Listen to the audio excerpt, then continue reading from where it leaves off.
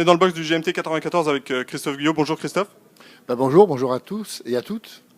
La première question que j'aimerais te poser, Christophe, que je voudrais vous poser, Christophe, c'est comment se passent en fait ces premières journées de qualificatives. Ça a l'air plutôt pas mal engagé.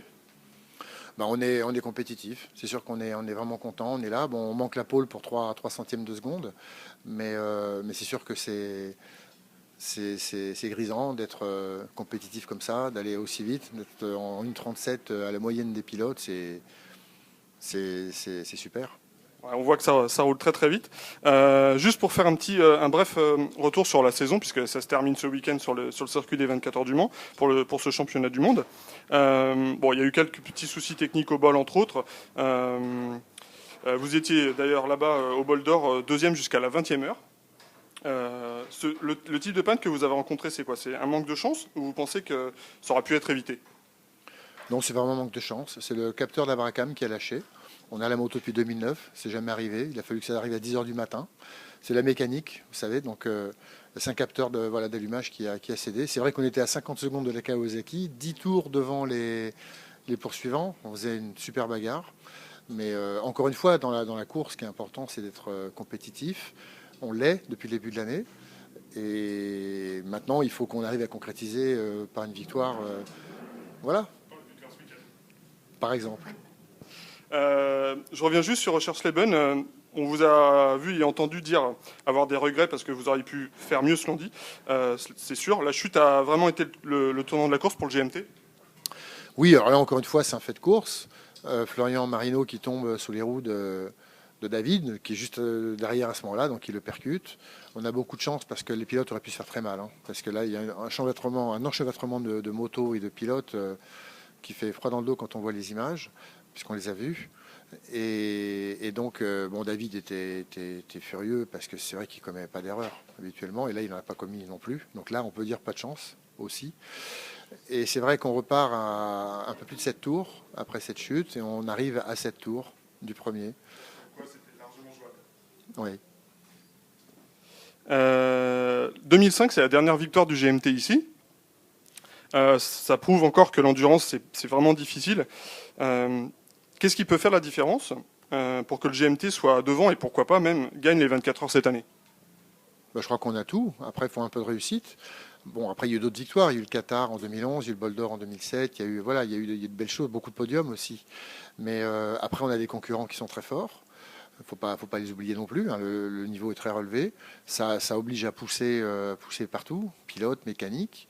Et donc, tout ça, c'est un peu fragile. Alors, c'est vrai que moi, je pense qu'on a beaucoup de cartes en main pour être là.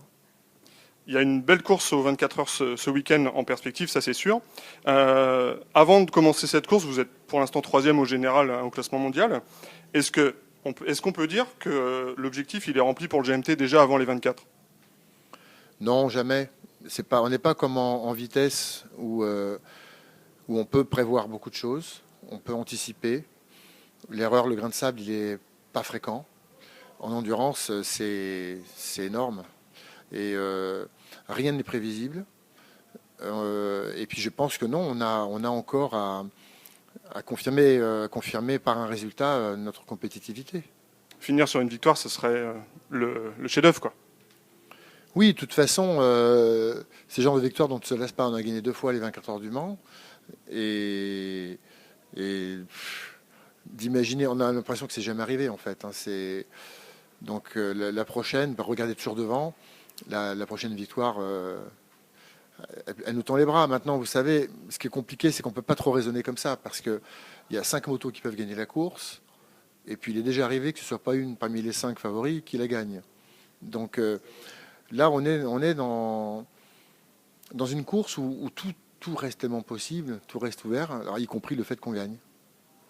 C'est tout ce qu'on va vous souhaiter. En tout cas, Christophe Guyot, merci beaucoup pour le temps que vous nous avez accordé. On va vous souhaiter une belle course. Vous avez peut-être, avant de nous quitter, des gens à remercier qui vous aident sûrement sur ce week-end. Là, c'est tellement de monde.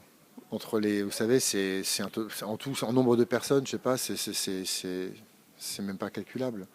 Donc l'équipe technique, les mécanos, les pilotes, bien entendu, les partenaires. Oui, mais aussi tous les gens qui nous suivent, ils sont très nombreux. Je pense que c'est d'abord pour eux aussi qu'on le fait. La course n'a de sens que s'il y a un public, s'il y a des gens qui la suivent, qui en rêvent, qui puissent également y avoir accès pour ceux qui sont mordus. Et je pense que c'est grâce aux passionnés du monde de la moto qu'on est là. Sinon, il n'y a pas de partenaire, il n'y a pas d'équipe, il n'y a pas de pilote, il n'y a plus rien. Donc je dirais que c'est un ensemble de choses. Et la première des choses, si on parle de monde, c'est d'abord le public qui nous suit. On en a un qui est très proche, très fidèle. On le voit entre Facebook, le site internet, la télévision. Et ici, ils viennent, ils se déplacent.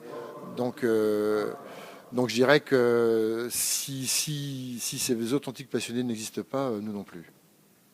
Christophe Guyot, merci beaucoup. On vous souhaite une belle course. Et puis on espère bien entendu une victoire du GMT 94 pour 2013. Merci.